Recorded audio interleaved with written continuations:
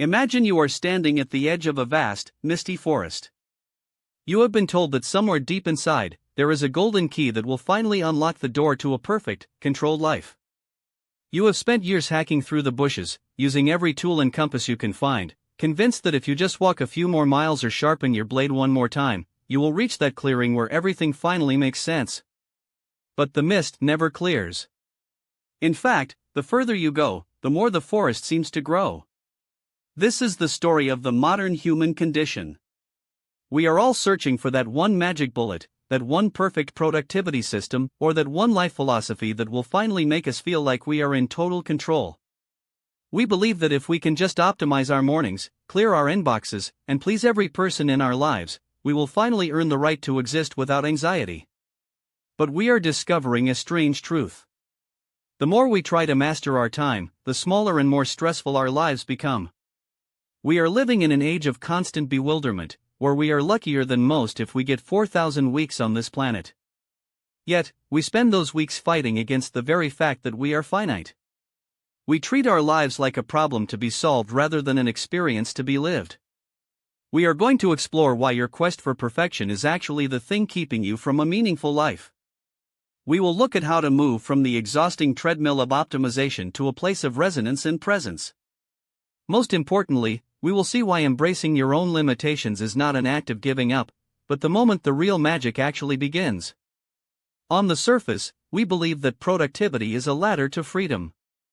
The surface concept here is that if we can just get on top of everything, we will eventually reach a point where we can finally relax. We think of our to-do lists as a challenge to be conquered. We assume that a good day is a day where we crossed off every item and met every expectation. On the surface, perfectionism looks like a virtue. It looks like having high standards and caring about the quality of our work. We see it in the student who stays up all night to get an A+ or the worker who never says no to a new project. On the surface, it seems like we should care about every crisis we see on our screens because that is what a good citizen does. We think that our attention is an infinite resource that we can spread across the entire world without any cost to ourselves. This surface level of thinking keeps us in a state of constant overwhelm. It makes us feel like we are always behind, always failing, and always one step away from a disaster. Behind this surface struggle lies a hidden assumption that we can somehow escape the human condition. We often assume that there is a way to live where we no longer have to make hard choices or feel the pain of missing out. But the hidden truth is that to choose one thing is always to sacrifice another. We assume that if we are anxious or busy, it means we are important or that we are doing something right. The hidden reality is that many of our productivity tricks are actually just emotional avoidance. We use them to avoid the scary truth that we are vulnerable and that we will eventually die. We assume that control equals safety. The hidden truth is that the more we try to control the world, the less we actually vibrate with it. We lose that sense of resonance, that feeling of being alive in the moment, because we are too busy trying to manage the next hour. We assume that we are insecure overachievers who must keep doing more just to stay at a baseline of being adequate. But the hidden reality is that you are already enough, and no amount of accolades will ever fill the hole if you do not believe it. This leads us to a structural pattern of how we organize our society around the idea of more.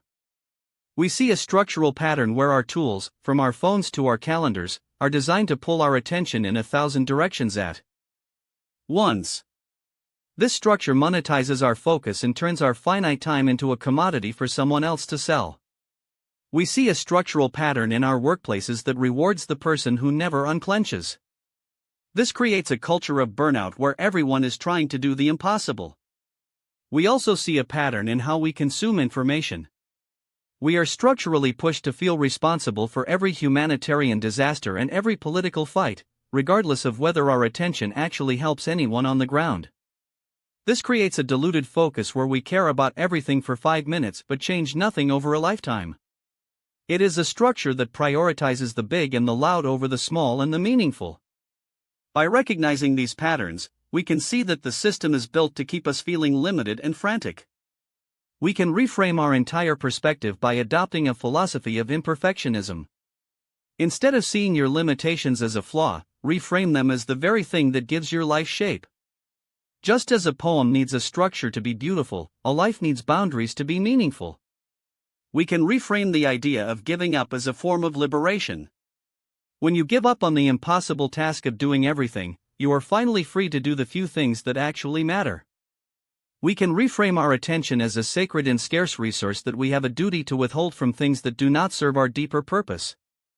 Instead of trying to find the perfect system to solve the problem of being human, reframe life as an experience that is meant to be messy and unfinished. This shift allows us to move from a deficit model of ambition to one that is fueled by curiosity and joy. It turns the terrifying truth of our finitude into a freeing realization that we do not have to be perfect because perfection was never an option. Applying this to your daily life starts with the radical act of unclenching just a little bit today. You can apply the principle of imperfectionism by intentionally doing a task at a level that is good enough instead of perfect. For example, write that email in 5 minutes instead of 30. You can apply the idea of finite attention by choosing 1 or 2 causes to care about deeply and giving yourself permission to look away from the rest. This is not about being cold, it is about being effective. Apply the Pomodoro technique not as a way to finish everything, but as a way to be fully present for 25 minutes with one specific person or project. You can apply the 4-week meditation approach by taking one small perspective shift each day and living into it. For instance, tomorrow, try to treat every interruption not as an enemy of your schedule, but as a part of the life you are actually living. You can apply a new definition of ambition by working hard because you love the work, not because you are trying to prove your worth to a world that will never be satisfied. When you feel the knot in your stomach returning, stop and ask yourself if you are trying to do something impossible. If the answer is yes, give yourself permission to fail at the impossible so you can succeed at the human. It is helpful to remember that we are all works in progress. Even the people who write books about time management are still learning how to live in the middle of the mess. The goal is not to reach a state of perfect spiritual enlightenment where you never feel stressed again. The goal is to become more grounded and sane about what a single human can actually achieve in 24 hours. There is a specific kind of statistics to consider here. In many modern surveys, roughly 60% of workers across various ethnic groups report feeling some level of burnout, but for minority groups, the pressure to be perfect can be even higher due to societal expectations and systemic barriers. For example, some studies suggest that Black and Hispanic professionals often feel they must perform at 110% just to be seen as equal to their peers. Acknowledging this doesn't mean we stop fighting for justice, but it does mean we recognize that the psychological trap of perfectionism hurts everyone, especially those who already carry a heavier load. When we embrace our imperfections, we are not just helping ourselves, we are creating a world where it is okay for everyone to be human. We are shifting the culture away from the immortality bros and the productivity hacks toward a life of resonance. This resonance is what happens when you stop trying to get somewhere else and finally arrive where you are. It is the vibration between you and a beautiful landscape, or the quiet meaning in cooking a meal for someone you love. These things are not big, and they may not be remembered in 1,000 years, but they are where life actually happens. We have to clear away the to-do list to make room for the surprise of being alive.